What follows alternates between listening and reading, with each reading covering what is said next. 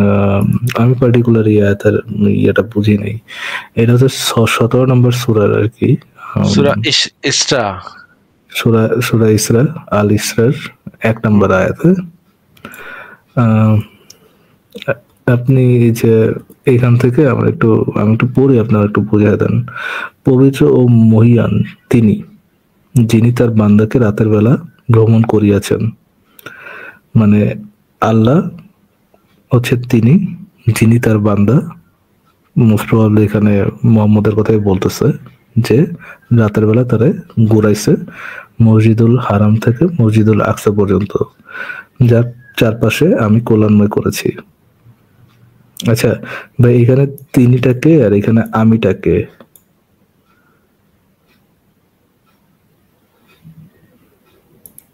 আছে ভাই? এখানে এটাও তো একটা মানে এইরকম তিনি আমি তো অনেকগুলা গন্ডগোল আছে, তাহলে এটা আমি আগে খেয়াল করি নাই। হ্যাঁ, এখানে তো আচ্ছা, তিনি আমি গন্ডগোল তারপরের লাইনটা একটু দেখেন। তাকে আমার নিদর্শাবলী দেখানোর জন্য, কাকে নিদর্শাবলী দেখার জন্য? মোহাম্মদকে, রাইট? মোহাম্মদকে নিদর্শাবলী দেখানোর জন্য। মোহাম্মদকে তো নাকি হ্যাঁ হ্যাঁ তিনি সর্বদ্রষ্টা, তিনি সর্বশ্রোতা ও সর্বদ্রষ্টা, এইখানে তিনিটাকে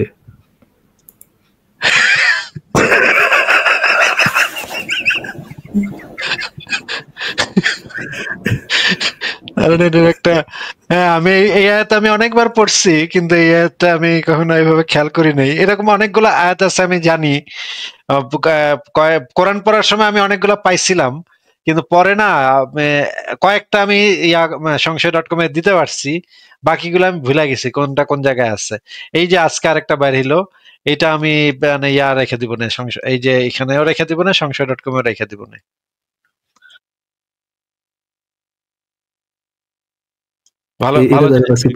এটা কিন্তু একই লাইন, মানে একই আয়াতের মধ্যে একই লাইন। তাকে আমার নিদর্শাবলী দেখানোর জন্য, তিনি সর্বশ্রোতা ও সর্বদ্রষ্টা, একই লাইন।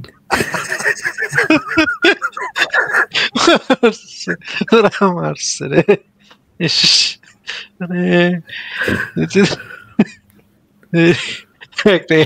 ভালো একটা এডিটরকে দিয়ে এডিট করাইবি না, একেবারে পুরা ম্যাসাকার করে রাখছে জিনিসটা।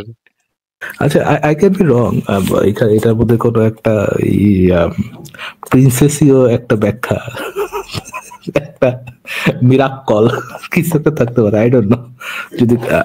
যদি কোনো মুমিন ভাইয়া থাকেন তাহলে একটু এসে আমাদেরকে বুঝিয়ে দিয়েছেন যে এখানে কি কোনো এরর আছে কিনা, নাকি কোনো হিকমত লুকায় আছে, আমরা হিকমতটা খুঁজে পাইতেছি না। একটু আমাদেরকে যদি একটু হেল্প করতে পারেন আর কি।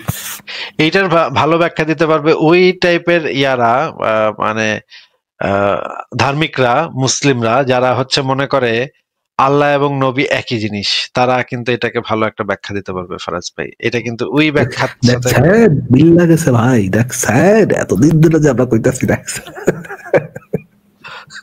যে খোদা সেই মোহাম্মদ, এই জিনিস যেই বাউল টাউলরা বলে, যে সুফি টুফিরা বলে, তাদের সাথে একদম তাদের খাপে খাপে মিলে যাচ্ছে জিনিসটা।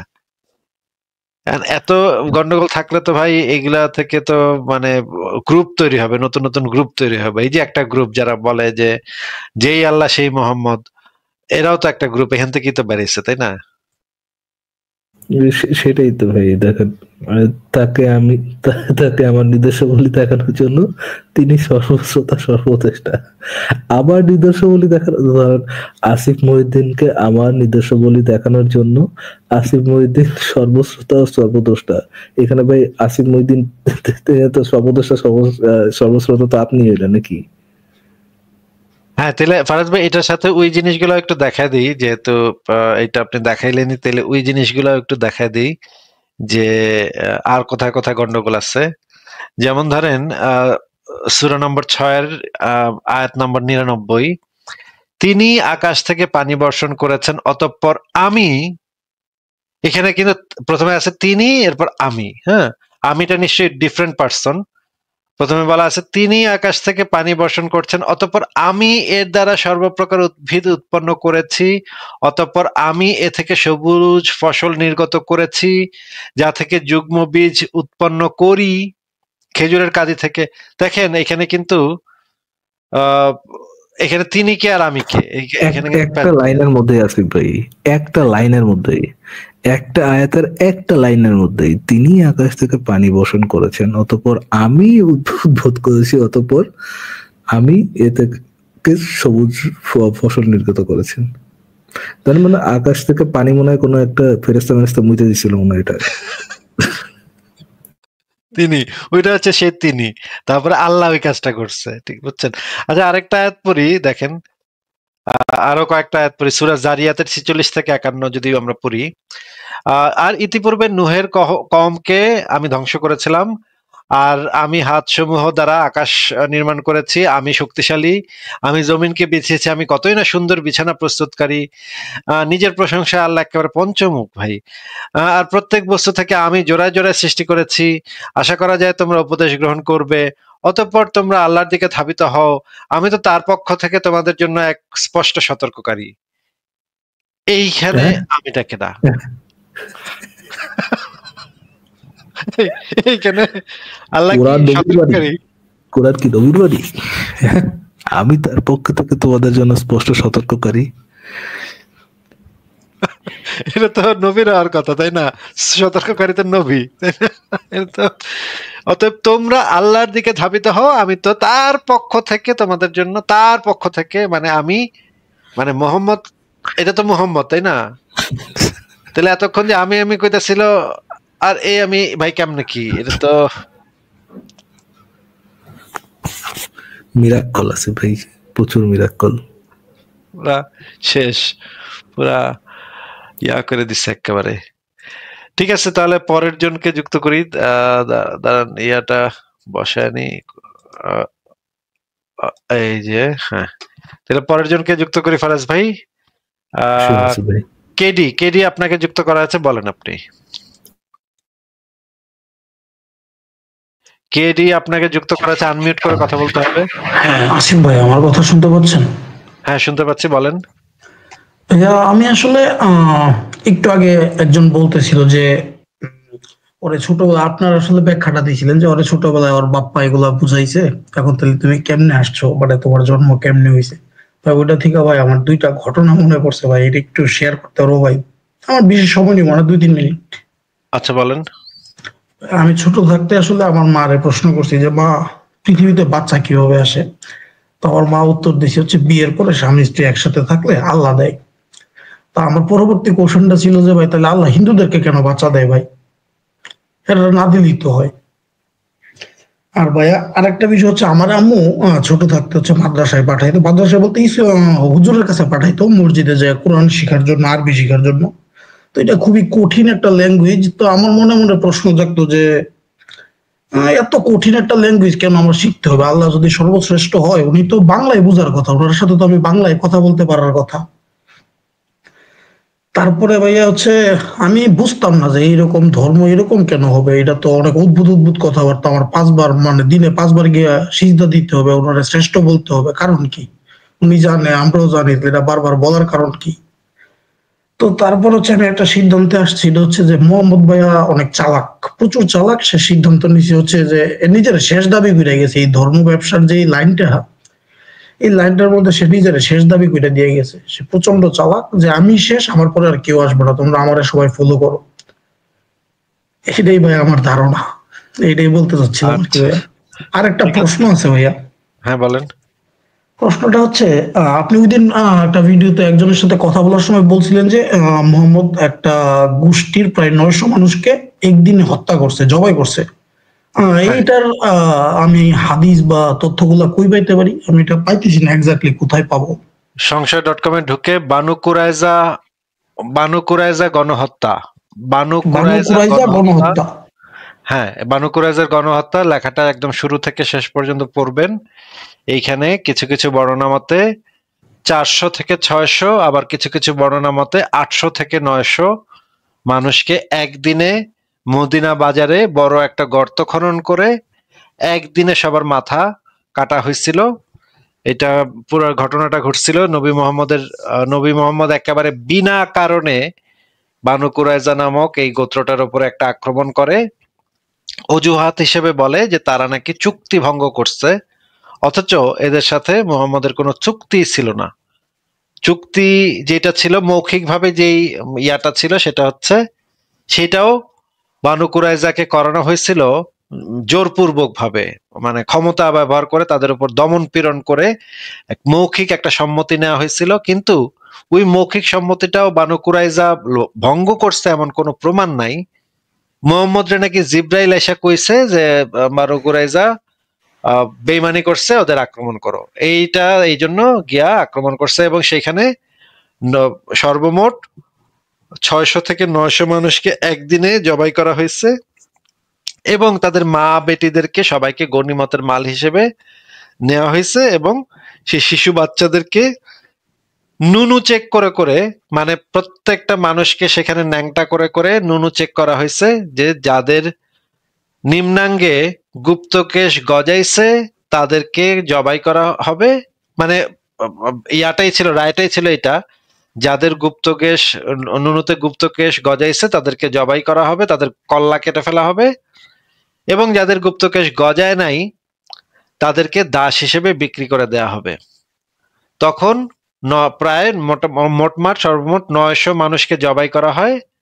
আর যে বাদ বাকি যারা ছিল তাদেরকে দাস হিসেবে বিভিন্ন বাজারে নিয়ে বিক্রি করা হয়। সেখানে সেই টাকা দিয়ে মুহাম্মদ এবং তার সৈন্যবাহিনী অস্ত্র শস্ত্র এবং ঘোড়া খরিদ করে অন্য যুদ্ধগুলা করার জন্য, এবং তাদের যে বিষয় সম্পত্তি ছিল সেগুলা ভাগ বাটোয়ারা করে নিয়ে নেয়। এই ছিল পুরো কাহিনী। আপনি যদি পড়তে চান তাহলে পুরোটা পড়তে পারেন, অনেক লম্বা দীর্ঘ আলোচনা, সেটা পুরোটা পড়ে দেখতে হবে। আমি পড়বো ভাই। মোহাম্মদ ভাই, আচ্ছা ভাইয়া, মানে স্বপ্নে আসে, স্বপ্নে বলে আয়েশারে বিয়ে করতে, সে স্বপ্নে দেখে, তারপরে আজরাইল জিব্রাইল আয়েশা বইলা যায়, এটি কোন ধরনের কথাবার্তা ভাই? মানুষ এগুলো বিশ্বাস করে, মানে 1400 বছর আগের একটা ঘটনা, এটা বিশ্বাস করে মানুষ এখনো ফলো করে, এর জন্য হত্যা করতে রাজি হয়ে যায়। এটা ভাই আমার মাথায় ধরে না যে মানুষ কেন এমন করে। ওই যে হুরের, অনেকে করে হুরের নেশায়, যে হুর পাবে। হুর ভাই একটু একটু একটু হুর তো ভাই, আচ্ছা আমি যদি এখন প্রে করি, আমি এখন প্রেয়ার করতেছি, ওনার জন্য শ্রেষ্ঠ দাবি করতেছি, হুর আমার এখন দেয় না কেন ভাই? আমার কেন মৃত্যুর পরে দিবে ভাই? আমার দরকার এখন। এখন তো আপনি জিহাদ করলে আপনি গনিমতের মাল হিসেবে দাসী পাইতেছেন, এটা দিয়ে কাজ চালান, প্র্যাকটিস চালু রাখেন, 4টা বিয়ে করতে পারবেন এবং অগণিত দাসী রাখতে পারবেন। প্র্যাকটিস চালু রাখেন, জান্নাতে গিয়ে একবারে। এখানে তো ভাইয়া ডিসক্রিমিনেশন, মোহাম্মদ করবে 11টা, আমি করব 4টা, এটা কেন ভাইয়া? এটা তো হইলো না। না না, অসুবিধা কি, দাসী রাখবেন তাইলে, বাদ বাকিটি দাসী রাখলেন। ঠিক আছে ভাইয়া, ভালো থাকেন, আপনারা আগায় যান। ঠিক আছে, তাহলে ভালো থাকেন, আপনাকে বিদায় জানাই। তাহলে পরের জনের কাছে চলে যাই। ভালো ইক আপনাকে যুক্ত করা আছে, বলেন।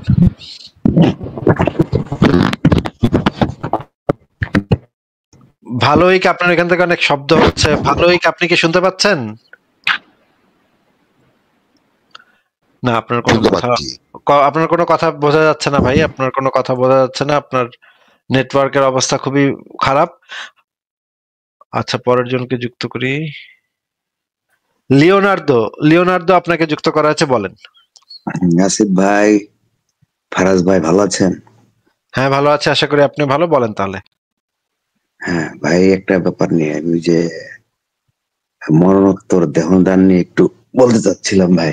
সেটা হলো, আমাদের বাংলাদেশে যে মরার পর যদি কেউ দেহ দান করতে চায়, তো এটা নাকি যে নিকটাত্মীয় বা রক্তের সম্পর্কের আত্মীয়ের একটা ইয়া লাগে, অনুমোদন লাগে। এটা কি জানেন কি না?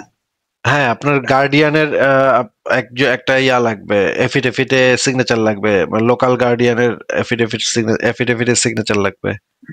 তাহলে তারা যদি আস্তিক হয় তাহলে তো সম্ভব না। তাদেরকে আপনি বইলা রাজি করান, আপনার পরিবারের কাউকে রাজি করান সেখানে ইয়া হিসেবে থাকতে। কারণ আপনি মারা গেলে তখন তো আর পরিবার থাকবে, তখন তো আর আপনি থাকবেন না, তখন তো আর আপনি ডিসাইড করতে পারবেন না যে আমার বডিটা এখন আমি দিয়ে দিব। তখন তো অন্যরা থাকবে, অন্যদের ভিতরে বুঝায় শোনায় রাজি করাইতে হবে আর কি, এটা কিছু করার নাই। কিছু করার, আর ঘনিষ্ঠ কেউ ছাড়া তো হবে না ভাই, মানে আত্মীয় রক্ত সম্পর্ক হইতে হবে, বা আপনার ওয়াইফ বা আপনার রক্ত সম্পর্কে এরকম কাউকে ক্লোজ রিলেটিভ হইতে হবে। এমনি অন্য কোনো লোক দেওয়া হবে না? না, অন্য কোনো লোক দেওয়া হবে না। তবে এটার একটা ব্যবস্থা আছে, কি যেন একটা উকিল নোটিশ পাঠায়, কি যেন একটা করা যায়, সেটা আপনি ওই যে জনবিজ্ঞান ফাউন্ডেশন ওদের সাথে যোগাযোগ করেন। ঢাকাতে, হ্যাঁ, জনবিজ্ঞান ফাউন্ডেশন ওদের নাম। মানে বিস্তারিত জানা যাবে আর কি। হ্যাঁ হ্যাঁ। আর আরেকটা ব্যাপার, এই মরণোত্তর দেহদান ইসলাম কি বলে, যদি একটু ভাই একটু যদি জানাইতেন। ইসলামে তো এটা সম্পূর্ণভাবে নিষিদ্ধ, কারণ হচ্ছে যে এটা দ্বারা এটা আল্লাহর হক নাকি মানছে নিয়ে নেয় আল্লাহ। আচ্ছা, আপনাকে আমি দেখাচ্ছি, হুজুরের বক্তব্য শুনে দিই।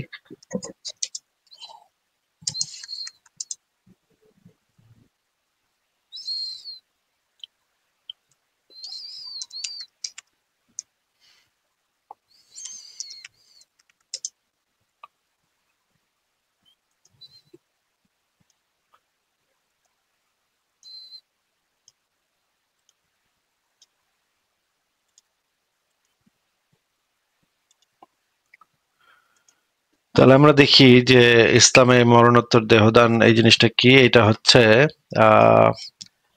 এইটা এখানে একটা ফতোয়া উল্লেখ করা আছে, যে ফতোয়াতে জিজ্ঞেস করা হয়েছিল অঙ্গদান কি জায়েজ কিনা, মুফতি অলিউল্লাহ এটা দিয়েছেন। এখানে পরিষ্কারভাবে বলে দিছে যে এটা একদম সম্পূর্ণ হারাম, এটা জায়েজ নাই। এটা আপনি পড়ে নিতে পারেন, পরবর্তী সময় আপনি পড়ে নিন, আমি জাস্ট এটা দেখা যাচ্ছি।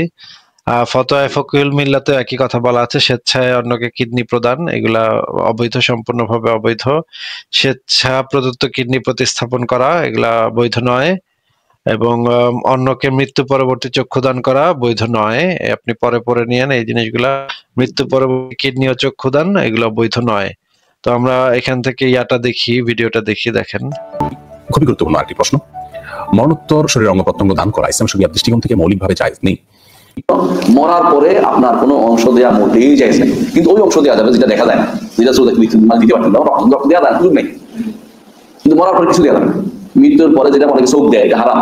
মৃত্যুর পরে যদি কোনো কারো চোখ কেটে নেয় আর ইয়া কেটে নেয়, এটা হারাম। কোনো অংশ কাটা মরানো যায়। জীবিত অবস্থায় চোখ দেওয়া যায়, চোখ দেওয়া যায় না, মরলে মোটেই দেওয়া যাবে না, কিন্তু আল্লাহর হক চলে আসে, আল্লাহর হক চলে আসে। মরার পরে মানুষের নিজের অধিকার থাকে না, এটা আল্লাহর হক চলে আসে। রাসূল হাদিস আছে, তিনি বলেছেন যে কাসরুন ইজামিল মাইয়িতি কাকাসরি ইজাম হাই, মরা মানুষের হাত পা ভাঙা আর জীবিত মানুষের হাত পা ভাঙা সমান কথা। বুঝছেন? তারপর পর আমার চোখ, কিডনি, লিভার অন্য কাউকে দিয়ে দেওয়া উচিত করতে পারবো কিনা? জীবিত অবস্থায় যা দেয়া যায়, মনে রাখবেন উত্তর, জীবিত অবস্থায় যা দেয়া যায় মরার পরে তা দেয়া যায়, জীবিত অবস্থায় যা দেয়া যায় না মরার পরে তা দেয়া যায় না। এটা কায়দা। বিভিন্ন দেশে যে মানুষ মরণোত্তর নিজ শরীরের বিভিন্ন অঙ্গ প্রত্যঙ্গ দান করে থাকেন, এটা জায়েজ আছে কিনা, এবার ইসলাম শরিয়া কি বলে? ভাই, খুবই গুরুত্বপূর্ণ একটি প্রশ্ন। মরণোত্তর শরীরের অঙ্গ প্রত্যঙ্গ দান করা ইসলাম শরিয়ার দৃষ্টিকোণ থেকে মৌলিকভাবে জায়েজ নেই।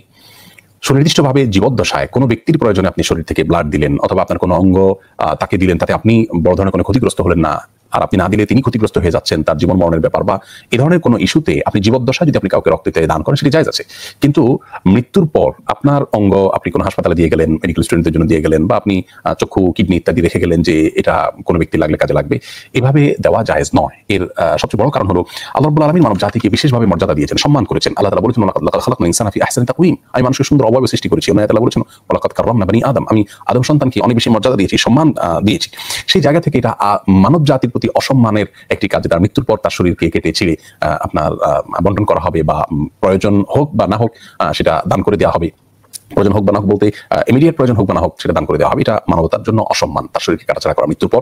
দ্বিতীয়ত, এটা মৃত ব্যক্তির জন্য এটা অসম্মানকর এবং কষ্টকর কোনো কোনো বর্ণনা অনুযায়ী, যার কারণে করা উচিত নয়। যদি মানুষের মৃত্যুর পর তার অনুমতি থাকে না, কিন্তু কোনো কোনো বর্ণনা থেকে অনেক ওলামা ইকরাম মৃত ব্যক্তির এক ধরনের বিশেষ অনুভূতি থাকে বলে মন্তব্য করেছেন বিভিন্ন হাদিসের আলোকে। সেই জায়গা থেকে এটি তার জন্য উচিত নয়। একটি হাদিস আমাদের আয়েশা রাদিয়াল্লাহু আনহা থেকে বর্ণিত হয়েছে, সেই হাদিসের ভাষ্য হলো কাসরু আজমিল মাইয়িতি কাকাসরিহি হাইয়া, একজন মানুষ তার মৃত্যুর পর তার হাড্ডি ইত্যাদিকে ভাঙা, এটা তার জীবদ্দশায় ভাঙার মতোই। এই হাদিসের ব্যাখ্যায় অবশ্য ওলামা ইকরাম বলেছেন এটি অপরাধের দিক থেকে জীবদ্দশায় তা এগুলো ভাঙা আর মৃত্যুর পর ভাঙা একই রকম। এই জন্যই পোস্টমর্টেমের বিষয়টিকে ইসলাম শরিয়া অ্যালাউ করে না, যে বিকল্প কোনো পথ বের করা যেতে পারে, কিন্তু আপনার জনতনের কারণে পোস্টমর্টেম করা বা মানুষের মৃত্যুর পর কাটাছাড়া করা তার শরীরকে, এটা জায়েজ নয়। তৃতীয়ত, এটা অনেকেই করে থাকেন কবরের জগতের প্রতি তার বিশ্বাসটা ঠুনকো হওয়ার কারণে বা অবিশ্বাস থাকার কারণে। অর্থাৎ তিনি মনে করেন যে মৃত্যুর পর এগুলো তো মাটির সাথে মিশিয়ে যাবে, কি প্রয়োজন অযথা এটাকে নষ্ট করার, বরং এটা দিয়ে কেউ উপকৃত হোক। আপাত দৃষ্টিতে খুব চমৎকার একটা দৃষ্টিভঙ্গি এটি, মূলত এটি অন্তঃসার শূন্য।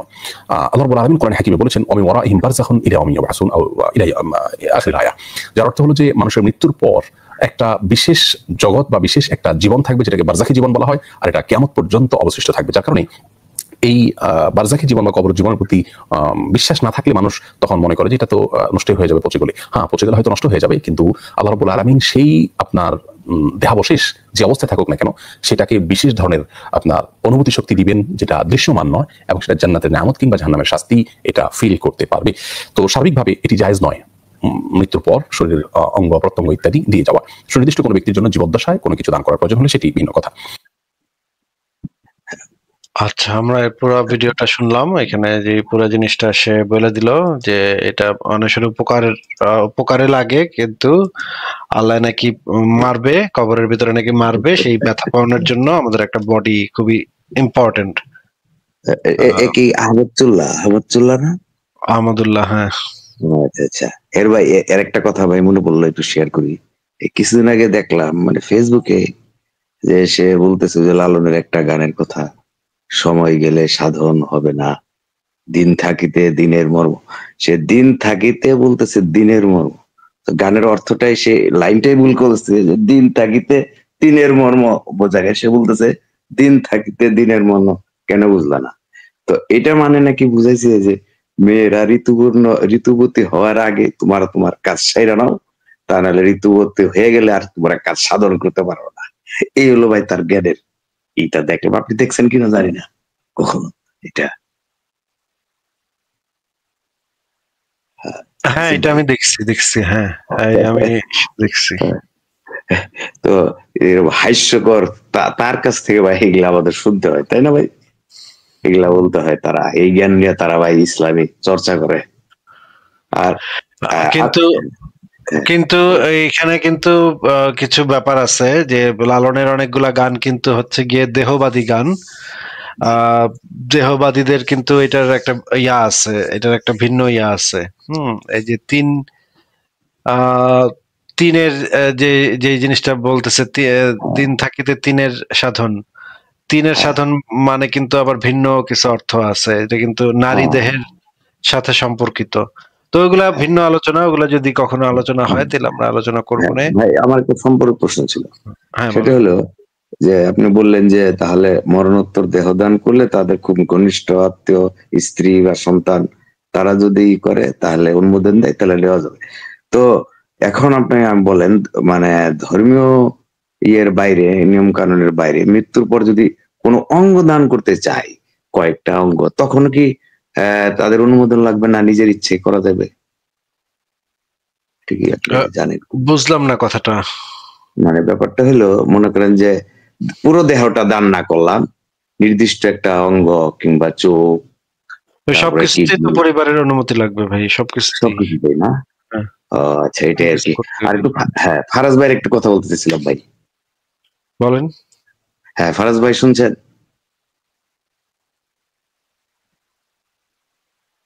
ফারাজ ভাই কি শুনতে পাচ্ছেন? ফারাজ ভাই আছে নাকি?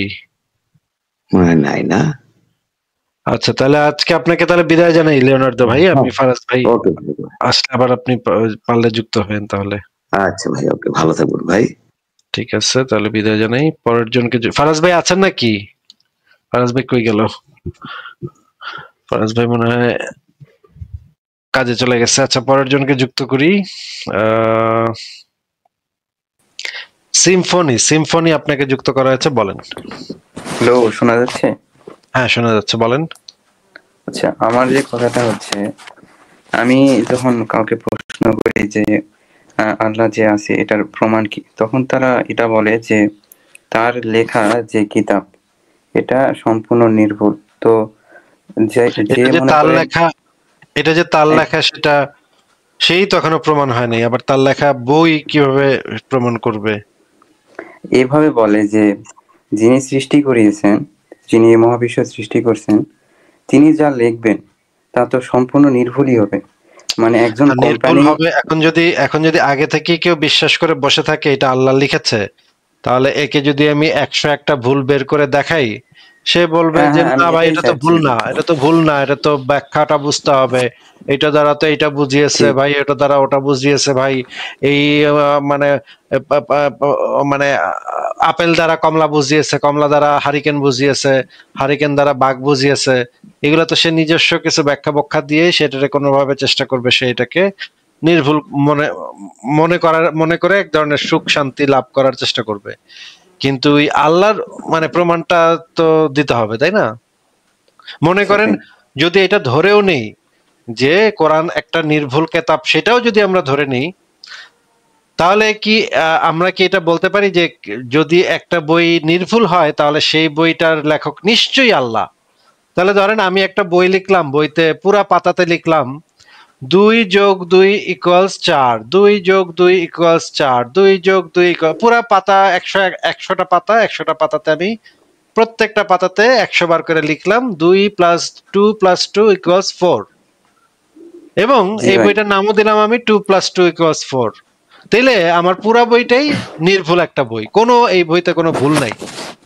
2 + 2 = 4, এটা একদম মানে প্রমাণিত। তাহলে এই যে নির্ভুল বইটা যে আমি লিখলাম, তাহলে তো এই বইটা নিশ্চয়ই আল্লাহ লিখছে, তাহলে তো আমি তো আল্লাহ হইলাম। আমি যদি এই বইটা লিখতে পারি তাহলে তো এটা আল্লাহই হয়ে গেলাম আমি। তাহলে তো সে যে বললো যে নির্ভুল বই একমাত্র আল্লাহ লিখতে পারে, তাহলে আমি তো নির্ভুল বই লেখা দেখাইলাম, তাহলে তো আমি আল্লাহর সমপর্যায়ে চলে গেলাম নাকি? তাই তো, মানে তারা এভাবেই বলতে চায় যে তার বই নির্ভুল, এমনকি তার বই থেকে নাকি আজ পর্যন্ত একটা ভুলও বের করা সম্ভব হয়নি।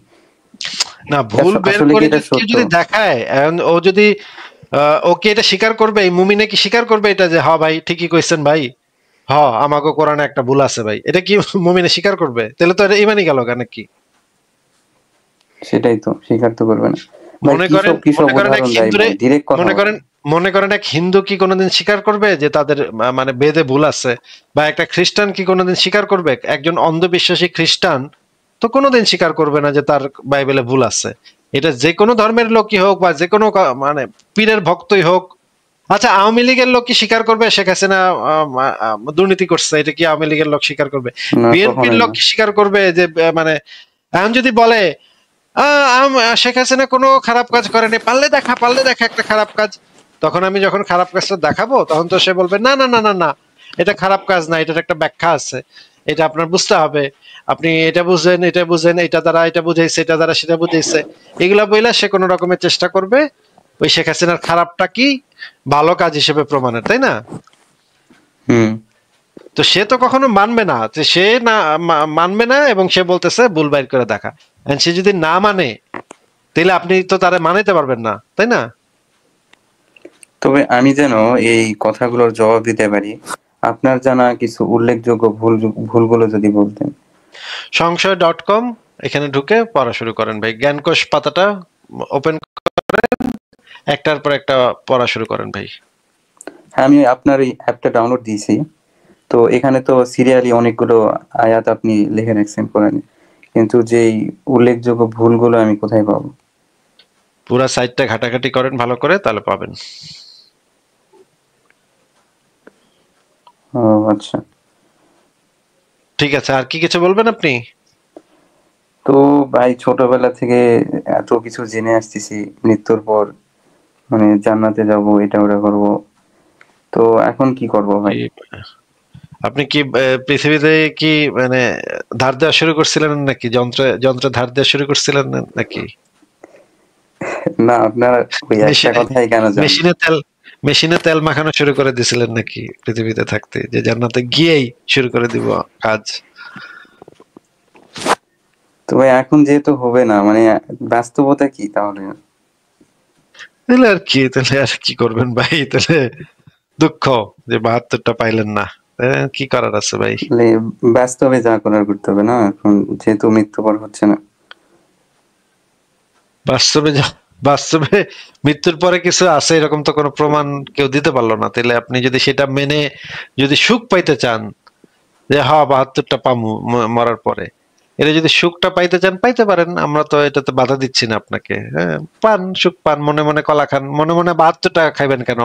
মনে মনে যখন কলা খাইবেন শুধু কলা খাইবেন কেন ভাই, আপেল খান, কমলা খান, বেদানা খান, সব ফল একসাথে খাই ফেলেন, হ্যাঁ, যেহেতু মনে মনেই খাইবেন। আর যদি মনে মনে খাইতে না চান তাহলে ভাই পয়সা ফালান, পয়সা দিয়ে কিনা খান। বাজারে যান, বাজারে গিয়া দেখেন, দরদাম করেন, কতর ভিতরে দেয় দেখেন, 1 কেজি ফল নিয়ে আসেন, দামে কুলাইলে সেই দামের ভিতরে যতটুকু পাইবেন ততটুকু খান। ভাই আর একটা যুক্তি আছে যে কোনো কিছু প্রমাণ হোক বা না হোক, এতে কিন্তু ওই জিনিসের অস্তিত্বের থাকা বা না থাকার যায় আসে না। মানে প্রমাণ ছাড়া যদি কেউ ওই জিনিসটাকে মেনে নেয় তাহলে তো সেটা অন্ধবিশ্বাস হইলো, তাই না? কিন্তু হতেও তো পারে, সেটা আছে, হতে পারে কি পারে না সেটা তো আমাদের মানে কোনো বিবেচ্য বিষয় না। ওইটা থাকলো না কি না থাকলো সেটা তো বিবেচ্য বিষয় না। বিবেচ্য বিষয় হচ্ছে আমি কি সিদ্ধান্ত নিচ্ছি ওইটা সম্পর্কে।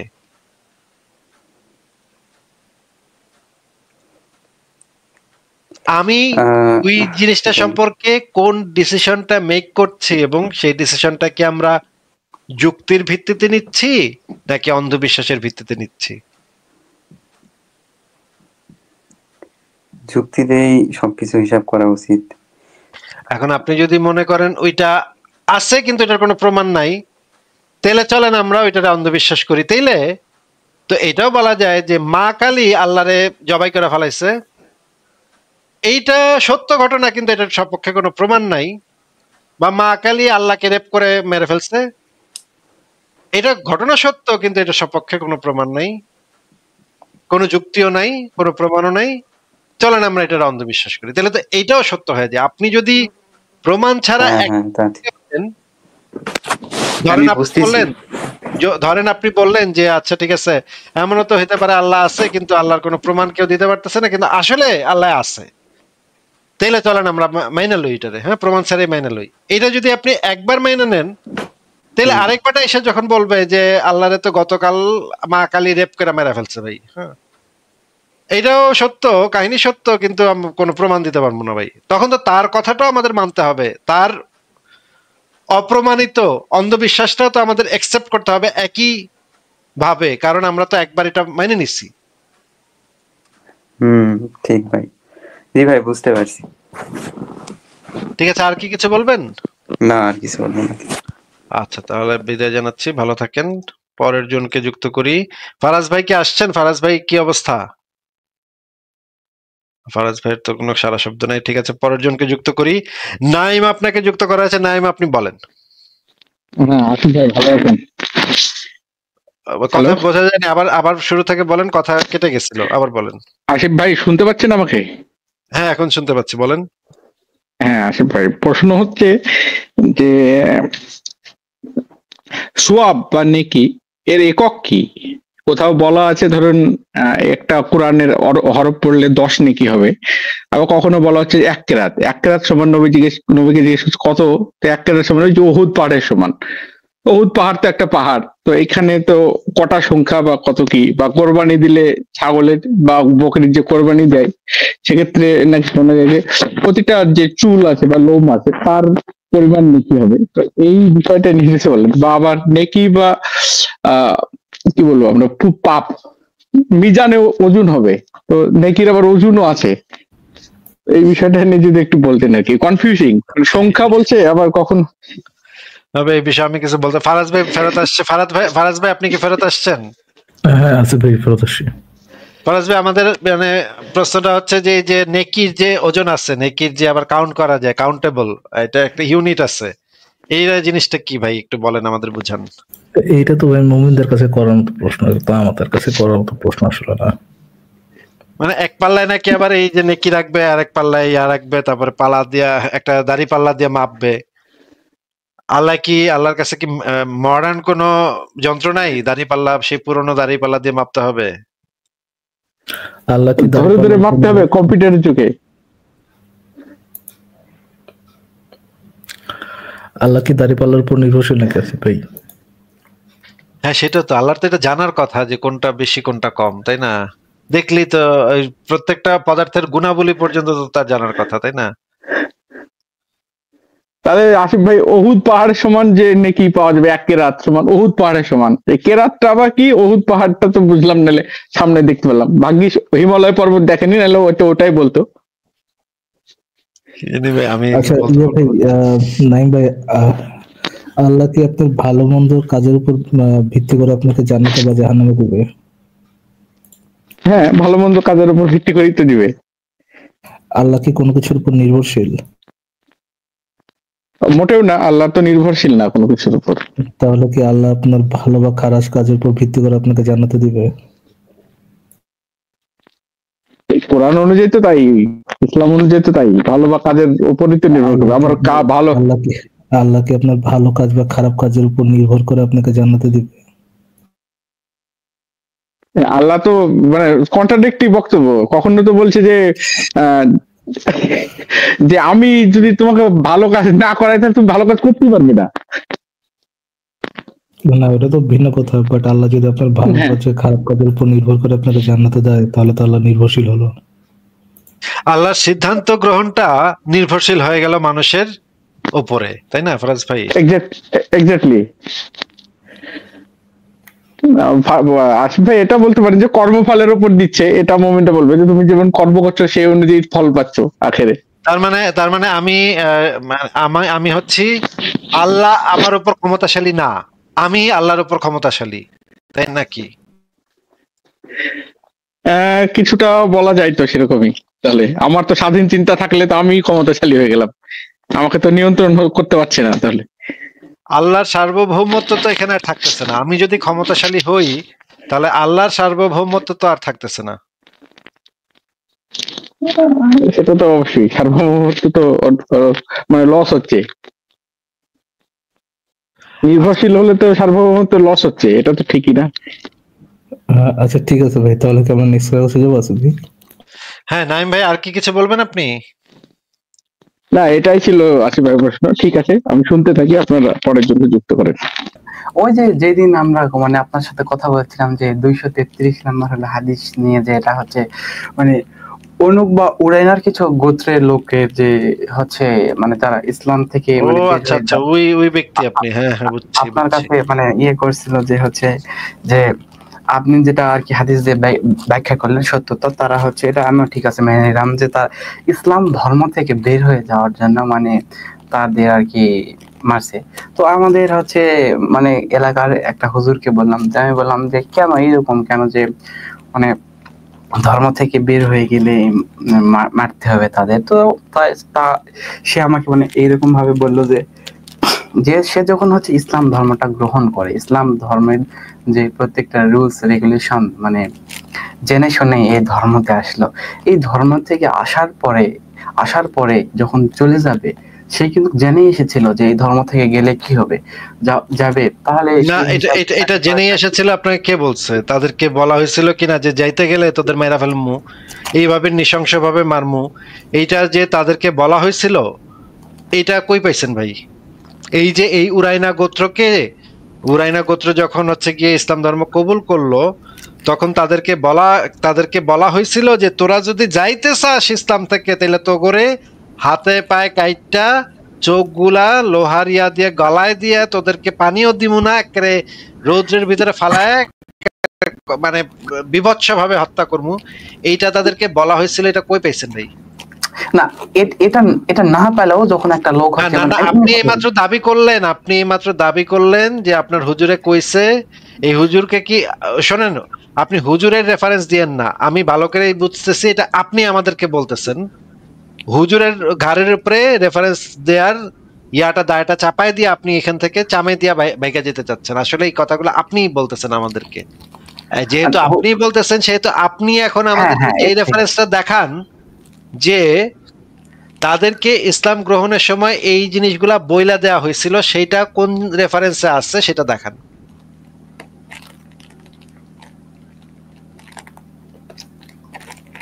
উরাইনা গোত্রকে ইসলাম কবুলের সময় তাদেরকে বলে দেওয়া হয়েছিল তোরা যদি বাইরেতে চাস ইসলাম থেকে, ইসলাম হইলো এমন একটা ইঁদুর ধরার কল, এনে ঢোকন যাইবো কিন্তু বাইরে যাবো না। আমরা মোহাম্মদ বলে দিছিল যে আমরা হইলাম মাফিয়া দল, দাউদ ইব্রাহিমের মাফিয়া দলের মতো, তোরা এখানে ঢুকতে পারবি কিন্তু বাইরে থেকে তোকে মেরে লামু। একেবারে কুচি কুচি করে কাটমু, তো করে হাত পা কাইতে উপর, মানে হাত পা সব কাইটা ফেলামু। এই কথা যে মোহাম্মদ তাদেরকে বলছিল সেটা কই পাইছেন ভাই? আচ্ছা ওইটা মনে করেন যে মানে আবারও আপনি দলিল ছাড়া এই জন্যই বলছি যে দলিল ছাড়া এই সমস্ত ফাত্রা কথাবার্তা বললে তখন তো আমি তো ছাড়বো না। এখন তো চুনা হাঁকা বইলা আধা ঘন্টা আপনার নিয়ে ঠাট্টা মশকরা করবো। এই যে দলিল ছাড়া যে চুনা হাঁকাগিরি করলেন, যে তাদেরকে তো আগে বলা হয়েছিল, কোথায় বলা হয়েছিল দেখান, বের করেন।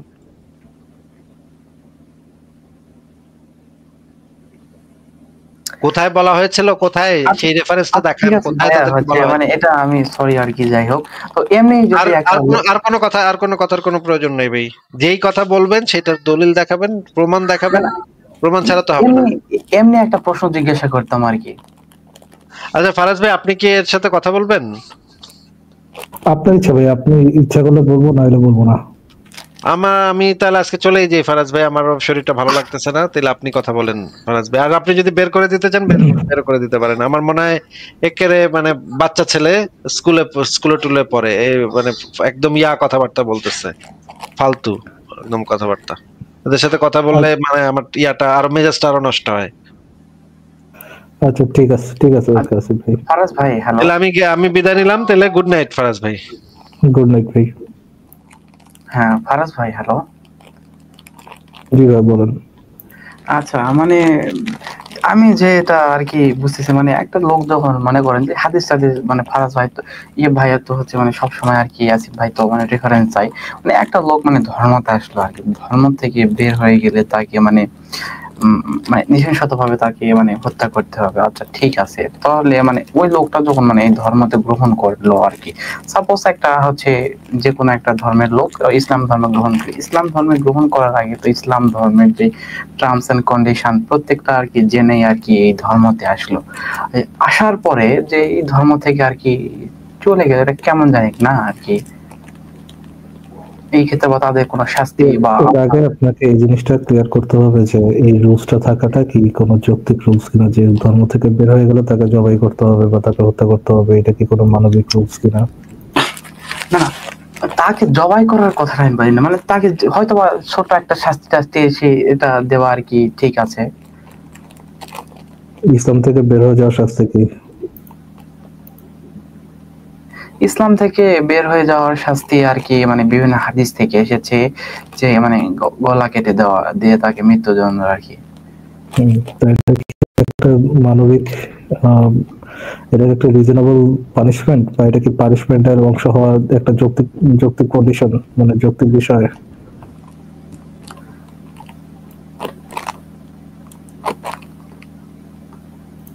বলেন না ওটা ওইভাবে আর কি বোঝা যায় না আর কি। বোঝা যায় না? কেউ যদি হিন্দু ধর্ম ত্যাগ করতে চায়, হিন্দু ধর্মের মধ্যে যদি কোথাও লেখা থাকে যে হিন্দু ধর্ম থেকে বের হলে তাকে হত্যা করতে হবে, এটাকে একটা মানবিক বিষয় বলে আপনি মনে করবেন?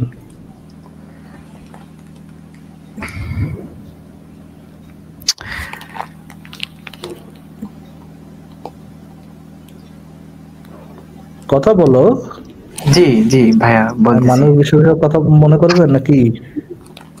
না এটা তো মানে ঠিক আছে, মানে গলা কেটে মানে এটা আমার এই হাদিসটা মানে দেখার পর মানে আমার মানে মানে অনেক কিছুই আর কি মানে মনের মধ্যে আসতেছে আর কি। এই জন্য আর কি ভাইয়ের কাছে আসলে উনি মানে ওরকম করেছে আর কি।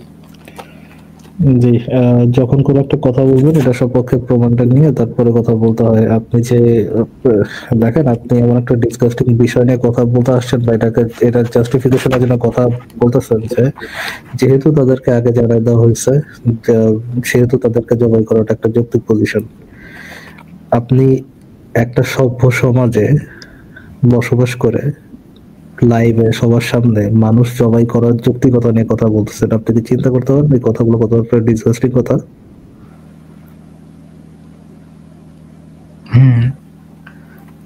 আপনার সাথে কি ভালো ব্যবহার করাটা একটা রিজনেবল কাজ? আপনি কি মনে করেন, আপনি যদি একটা পাবলিক প্ল্যাটফর্মে এটা তো ধর্মের নামে আর কি কোন রকম মানে করতেছেন, বাঁচিয়ে যেতেছেন যে ওকে ভাই আমি তোমার ফেইথের কথা বলছি, আমি তোমার ধর্মের কথা বলছি, অ্যাপার্ট ফ্রম ধর্ম যে কোনো বিষয়ে যদি আপনি এইভাবে কথা বলতেন যে মানুষকে কেন জবাই করতে হবে, তার তার ডিসিশন চেঞ্জের জন্য কেন তাকে জবাই করতে হবে, এই কথা যদি আপনি বলতেন, আপনি কি মনে করেন এটা একটা ভালো জিনিস হিসেবে মানুষ গ্রহণ করতো? না ভাইয়া আর কি।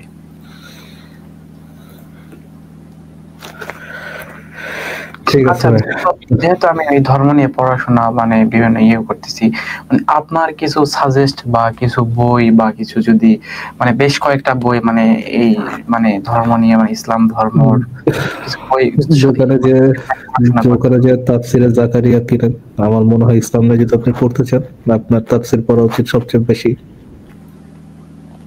মানে এই বাদে অন্য কোনো বই টই যেহেতু বেশ কয়েকটা নাম বলতেন আমি আর কি পড়াশোনার চেষ্টা করতাম আর কি টাইপের জিনিস আপনি পড়তে চান সেটার উপর ডিপেন্ড করে কি পড়তে চান আপনি। মানে ধর্ম বিষয় আসক আর কি। ধর্ম বিষয় পড়তে গেলে সবচেয়ে ভালো আপনি তাফসিরই পড়েন। আপনি তাফসির পড়তে পারেন বা আপনি যে কোনো একটা বিষয়ে ধরেন কোন একটা পার্টিকুলার বিষয় পড়তে চান, আপনি এই সম্পর্কে আস্তিক সবার লেখা পড়তে পারেন।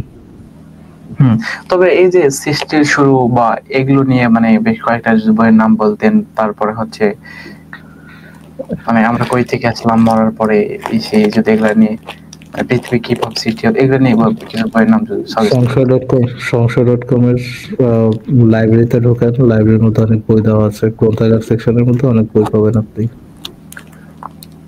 ঠিক আছে, সংশয়.com এর সাইটের লিংকটা কি একটু দেওয়া যাবে? সংশয়.com এর তো ভাই সাইটের লিংক আবার কি, সংশয়.com লিখে সার্চ। ঠিক আছে ঠিক আছে। এরপরে প্রশ্ন করেছেন ফাহমিদা জান্নাত, জানতে চাইছেন মহিলাদের শুকাতে দেওয়া জামা কাপড় কি পর্দার অন্তর্ভুক্ত? মহিলাদের একেবারে কিছু কি প্রশ্ন করছে ভাই ইচ্ছা হইতো ভাই? মহিলাদের শুকাতে দেওয়া পোশাক কি পর্দার অন্তর্ভুক্ত কিনা? দেখে আমাদের ট্রান্সপারেন্ট দাড়িওয়ালা হুজুর কি বলে। পোশাক এমন আছে যে পোশাক জামা কাপড় কি পর্দার অন্তর্ভুক্ত? মহিলাদের একেবারে কিছু পোশাক এমন আছে যে পোশাকগুলোতে যথেষ্ট পরিমাণে সাবধানতা অবলম্বন করা উচিত, সেগুলোকে পুরুষ। আপনারা আপনি কি কি ডেঞ্জারাস জিনিস পরেন একটু বলেন তো দেখি, মহিলারা কি কি ডেঞ্জারাস জিনিস? আমি তো জামা কাপড় রাখার জন্য লকার কিনবো, হুজুরের কথা শুনে আমি ইমপ্রেসড। মানে আমি কালই লকার কিনবো, জামা কাপড় মানে ওয়াশিং মেশিন থেকে বের করে একদম লকারে রাখবো। ঠিক আছে, বাট আপনারা বিপজ্জনক কি জিনিস পরেন যেটা থেকে আর কি সাবধানে থাকতে হবে?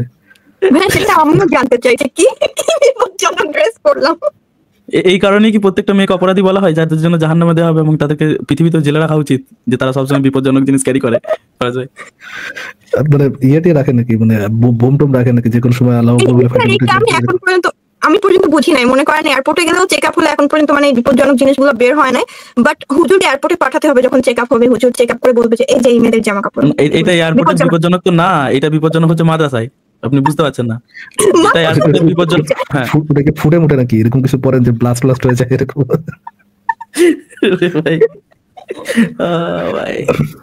কিছু পোশাক এমন আছে যে পোশাকগুলোতে যথেষ্ট পরিমাণে সাবধানতা অবলম্বন করা উচিত, সেগুলোকে পুরুষের বা কার জন্য বিপজ্জনক সেটা বলছে না, কিন্তু সাবধানতা মানে কার জন্য বিপজ্জনক? পুরুষের জন্য বিপজ্জনক, এটাই তো বললো আর কি। দেখেন কেমন আছে যে পোশাকগুলোতে যথেষ্ট পরিমাণে সাবধানতা অবলম্বন করা উচিত, সেগুলোকে পুরুষের বা পরপুরুষের দৃষ্টিতে পরে এরকম জায়গায় সেগুলো আনা উচিত না, কারণ সেগুলো দেখার পর পুরুষ সেগুলো নিয়ে বাজে চিন্তায় পতিত হওয়ার সম্ভাবনা আশঙ্কা আছে। চোখ দুটো স্ক্রুড্রাইভার দিয়ে উপরে ফেল না, মেন তো সমস্যা ওইটাতে। হ্যাঁ বাজে চিন্তা করে পুরুষ, এটা সমস্যা না, ওই যে পোশাকগুলো হলো সমস্যা। পোশাকগুলো হলো এখন লকারে শুকা দিতে হবে। ধরেন পাশাপাশি দুই ভাই বোন হচ্ছে গিয়া জামা শুকাইতে দিচ্ছে, মাদ্রাসা চাপ আর মাদ্রাসা চাপের বোন। মাদ্রাসা চাপ হচ্ছে গিয়ে পায়জামা পরে, মাদ্রাসা চাপের বোন হচ্ছে গিয়ে পায়জামা পরে। এখন কার কাপড় দেখে মানুষ, কার কাপড় দেখে কারো বিপদের সম্ভাবনা আছে। আমি মানে যতবার ভাবি যে এর থেকে অড ডিসগাস্টিং কিছু হতে পারে না, মানে এরা প্রত্যেকবার আমাকে অবাক করে, প্রত্যেকবার দেখে এর থেকেও ডিসগাস্টিং কিছু আছে। বাকিটা প্লে করেন, বাকিটা। আর বাইরে সাধারণ পোশাক আশাক যেগুলো আছে সেগুলো যথাসম্ভব পুরুষের দৃষ্টি আড়ালে বা সবাই দৃষ্টিতে পড়বে এরকম জায়গাতে না নেড়ে একান্তে সেটাকে। তাহলে আবার আলাদা করে বাইরেটাও পোশাক আবার সাধারণ অসাধারণ হয়, এগুলোতে যথেষ্ট পরিমাণে সাবধানতা অবলম্বন করা উচিত, সেগুলোকে পুরুষের কিছু পোশাক এমন আছে যে পোশাকগুলোতে যথেষ্ট পরিমাণে সাবধানতা অবলম্বন করা উচিত। মানে ধরেন ইনার ওয়ার্স, ওকে, ইনার ওয়ার্স আপনার যথেষ্ট পরিমাণ সাবধানে রাখতে হবে। যে কোনো সময় ইনার ওয়ার ফুটা গেলে তো আবার যে সমস্যা, তো ইনার ওয়ার্স খুব সাবধানে রাখতে হবে। ওকে, ঠিক আছে। তারপরে সেগুলোকে পুরুষের বা পরপুরুষের দৃষ্টিতে পরে এরকম জায়গায় সেগুলো আনা উচিত না, কারণ সেগুলো দেখার পর পুরুষ সেগুলো নিয়ে বাজে চিন্তায় পতিত হওয়ার শুভ আশঙ্কা আছে। আর এর বাইরে সাধারণ পোশাক আশাক যেগুলো আছে সেগুলো যথাসম্ভব পুরুষের দৃষ্টির আড়ালে বা সবাই ইনার ওয়ার্স আলাদা আলাদা রাখতে হবে, তো ধরেন বাইরের সালোয়ার কামিজ ওটাও আলাদা রাখতে হবে। মানে এ যদি এর মায়ের ইনার ওয়্যার দেখে না, তার মাকে নিয়ে খারাপ চিন্তায় পড়ে যায়। Wow wow, very nice. Inner wear কি মায়ের যদি সালোয়ার কামিজ শাড়ি দেখে ফেলে তাহলে হলো, মানে শাড়ি দেখলেও চিন্তা করবে শাড়ি। হুজুর বলবে আমার মা মহিলাই না। সেই আরে দৃষ্টিতে পড়বে এরকম জায়গাতে না নেড়ে একান্তে সেটাকে বাসার বারান্দাটা এমন ভাবে আনা উচিত যেখানে আসলে দৃষ্টি সেবা। আচ্ছা, তার মানে কি আপু বারান্দার মধ্যে একটা কাজ করুন, বারান্দার একটা বোরকা পরাবেন, বুঝছেন? বারান্দা যেন সেটা থাকে, বারান্দার যেন বাইরে থেকে দেখতে না পারে, ঠিক আছে? তারপরে হচ্ছে গিয়ে শুকাইতে দিবেন। আলটিমেটলি আপনার গোল হচ্ছে গিয়া কাপড়ে যেন রোদ লাগে, রোদে শুকায় না। না না না, সেটা হবে না। বারান্দাতে পর্দা দেবে, বারান্দার পর্দা, হ্যাঁ, মেয়ের পর্দা, ছেলের পর্দা, বারান্দার পর্দা জানলাম। যদি পরে দৃষ্টিতে তাহলে এটি কোনো গুনাহ হয়ে যাওয়ার ব্যাপারটা এরকম না, কিন্তু তাকওয়ার খেলাফ হবে সন্দেহাতীত ভাবে। কারণ ভুল বসে তো দেখে নিলে চাপ নেই, কিন্তু না দেখাই ভালো। ভাই রে ভাই, বেডি মানুষের কাপড় দেখতে তাকওয়া চলে যাবে। হাই রে তাকওয়া।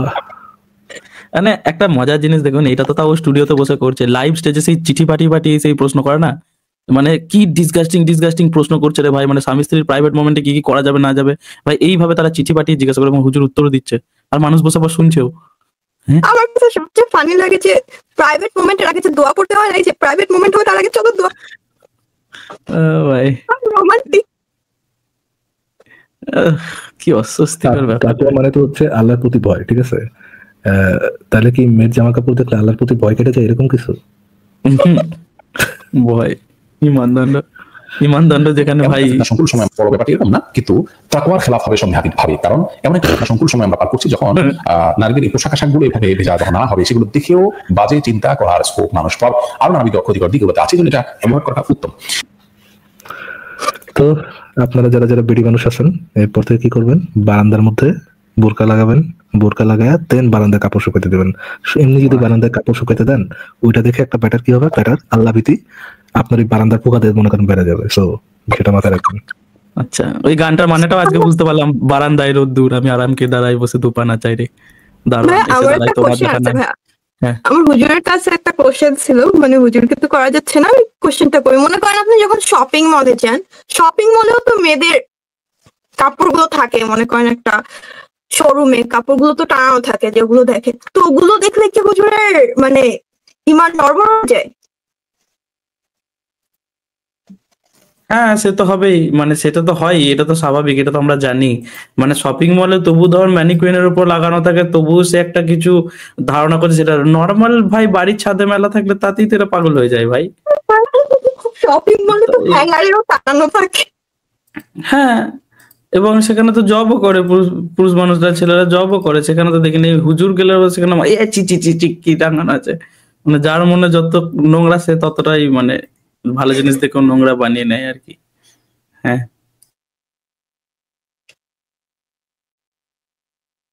ফরাজ ভাই হারিয়ে গেল না। আপনারা তো আফগান ম্যানিকুইন সম্পর্কে জানেন না, তাহলে আমি একটু গুগল করে দেখি। আমি ভাবলাম হয়তো আপনি বারান্দায় গেছেন, ডাকছি সারা দিচ্ছেন না।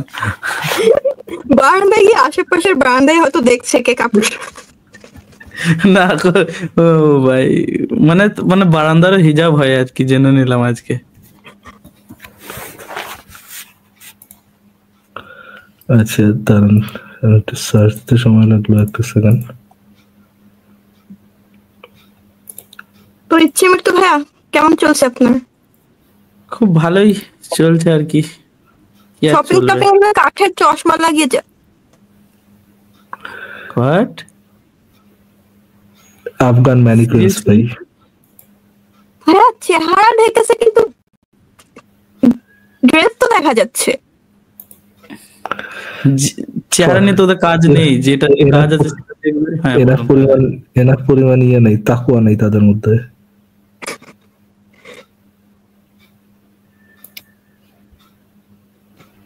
এগুলো সিরিয়াস নাকি কেউ মজা করে বানিয়েছে? আরে না, সিরিয়াস সিরিয়াস। এই তো মুখটা ঢেকে এ বাবা, যেটা ঢাকা দরকার সেটা ঢাকেনি। না না হলো না, হুজুর বলেছে যে কাপড় শুকাতে দেখলেও হয়, তার মানে এখানে তো কাপড় দেখা যাচ্ছে, তাও ম্যানিকিউরের উপর হচ্ছে না, তাদের তাকওয়া দুর্বল। তাকওয়া দুর্বল না, মুখগুলো ঢাকার কারণটা আমি বুঝতে পারছি না ভাই। এটা আমার সেই মুখ ঢাকলে যে মূর্তি বানানো হয়ে গেল। আচ্ছা, এটা যে ব্যাপারটা কিরকম হচ্ছে বলো তো? কুলি খুলে রাখছে আলাদা করে, এই যে দেখেন কুলি খুলে রাখছে আলাদা করে। ভাই বেশি বিভৎস লাগছে এগুলো।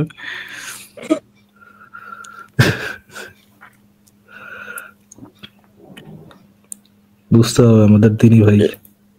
কোন গ্রামের রিলেটিভের বাড়িতে বেড়াতে গেলে ফারাজ ভাই, হ্যাঁ বলুন, এই দেখেন এই সাখি পর্দা দেখছেন, জীবন্ত টেন। হ্যাঁ দেখছেন, এই যে এরকম সাহি পর্দা করবেন তাহলে বয়সও বোঝা যাবে না। আরে are you so young, are you so old.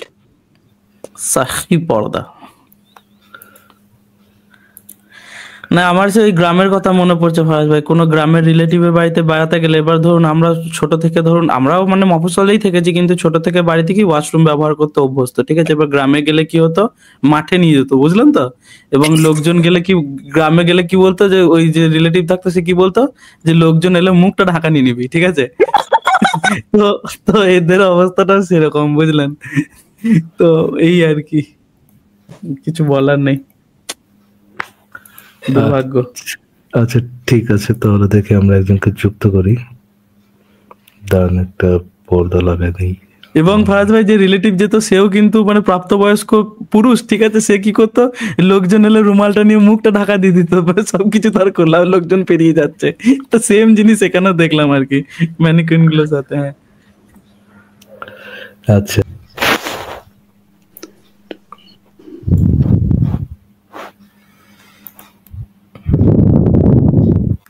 আমি ইয়েটা দিয়ে দেই, লিঙ্কটা দিয়ে দেই।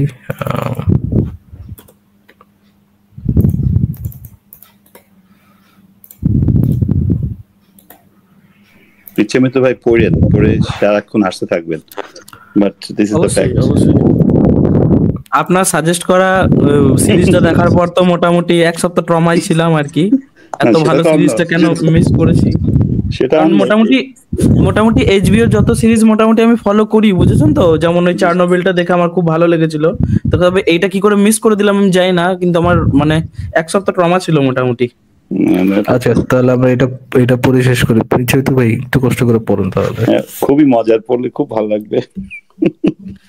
এই লেখাগুলো তো কালার যে একটু আবছা লাগছে আমার, দেখি। তারপরে আদম চরিত 45 নাম্বার লিখছেন মুকফর, তার আসল নাম হচ্ছে রাজীব হায়দার। উনাকে নাস্তিকতার জন্য খুন করছে বাংলাদেশ। এই বাবা, পড়েন। ঈশ্বর গলা খাঁকড়ায়া কহিলেন, ব্যাপার কি আদম, এই প্রাতঃকালে তোমার এই রূপ উপস্থিত, কি লিখেছে, উত্থিত। আচ্ছা এটা মানে আমি জানি না সত্যি। এই প্রাতঃকালে তোমার এই রূপ উত্থিত দশা কেন? চুরি করিয়া নিষিদ্ধ ফল ভক্ষণ করো নাই তো? আদম গোগো করিয়া কহিল, দাঁড়ানো খাড়ানো। ও আচ্ছা আচ্ছা। আদম গোগো করিয়া কহিল, ইবের জামা কাপড় ঠিক নাই। ঈশ্বর কহিলেন, তাই বলিয়া তুমি এরূপ কি শ্রীলঙ্কাটিকে, তোমার শ্রীলঙ্কাটিকে, আচ্ছা বাপরে কি ভাষা, তাই বলিয়া তুমি এই রূপে তোমার শ্রীলঙ্কাটিকে, ও আচ্ছা এটা ভাবে বলে শ্রীলঙ্কা ছোট মোহাম্মদকে এসে বিভিন্ন দেশে বলছে। আমি তাই বলি আসলে এটা শ্রীলঙ্কাটিকে বাগাইয়া চলাফেরা করিবে। আচ্ছা, আদম কহিল, কি করিব? ইভ আমার নিকট হইতে, কি লিখেছে, ইভ তাহার নিকটে ঘেঁষিতে দেয় না।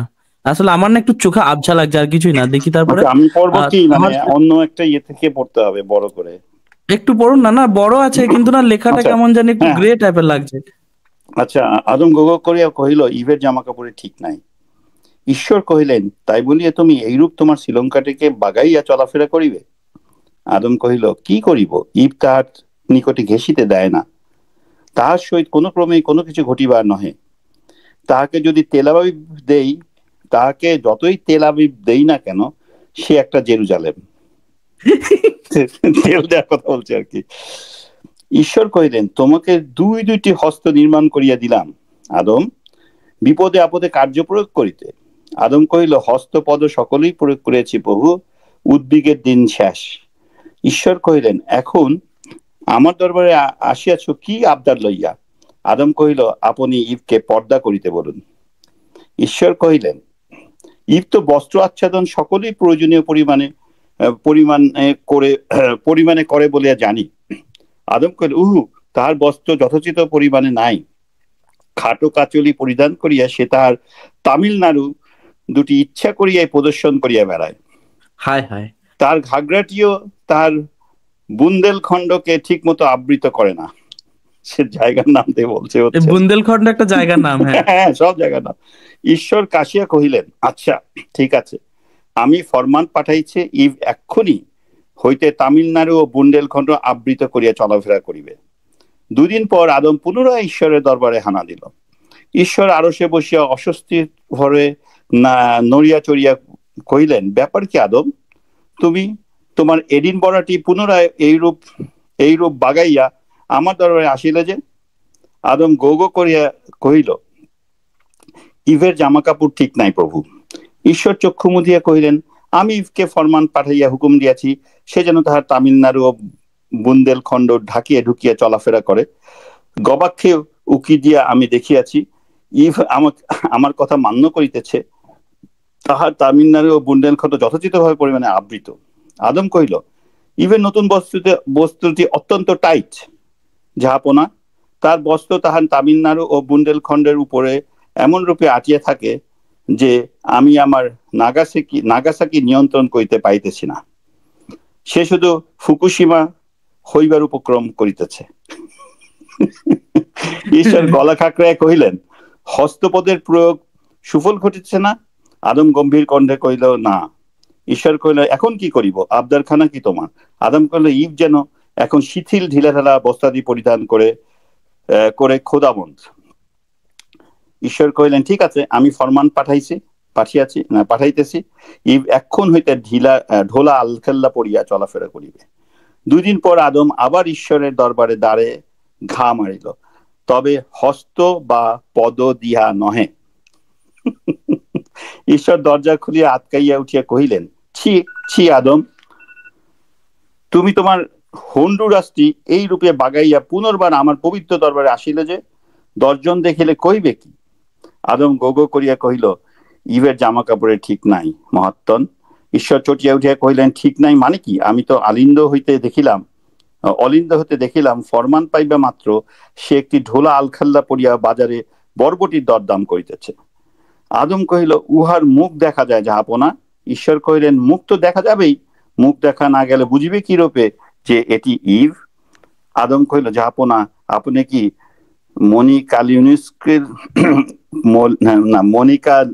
লিউনিস্কের ঘটনা সম্পর্কে অবগত? ঈশ্বর মাথা চুলকায় কহিলেন, আচ্ছা বটে। আদম কহিল, হ্যাঁ, কখনো কখনো মুখদর্শন করিলেও মোগাদিশু নিয়ন্ত্রণ কঠিন হইয়া পড়ে।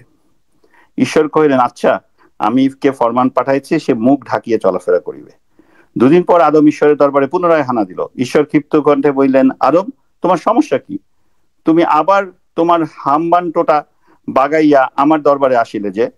আদম গোগো করে কহিল, ইভের জামা কাপড়ে ঠিক নাই হজম প্রভু।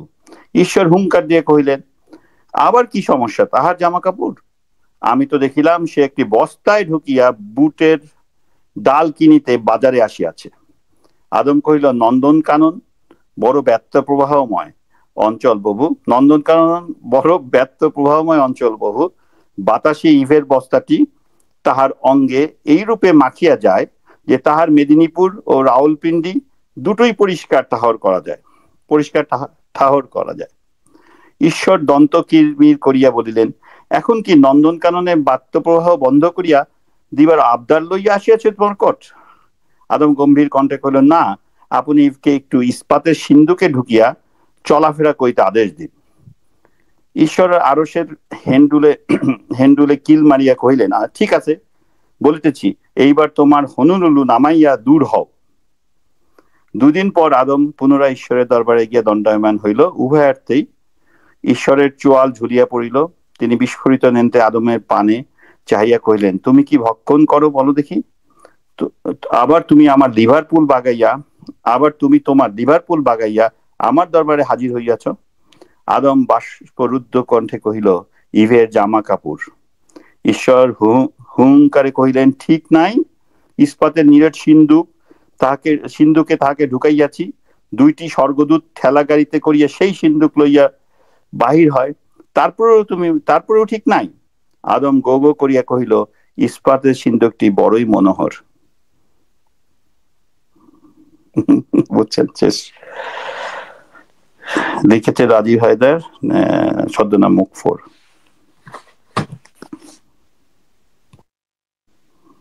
হ্যালো, আমি কি ডিসকানেক্ট হয়ে গেছি?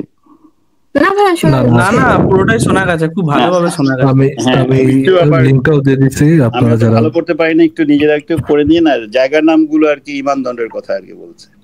আমি বুঝতে পেরেছি, না যথেষ্ট ভালোই পড়েছেন, মানে আমার থেকে তো অন্তত অনেক ভালো পড়েছেন। হ্যাঁ, রাজীব ভাই বেঁচে থাকলে ভালো লাইভ করতে পারতাম আমরা। একদম।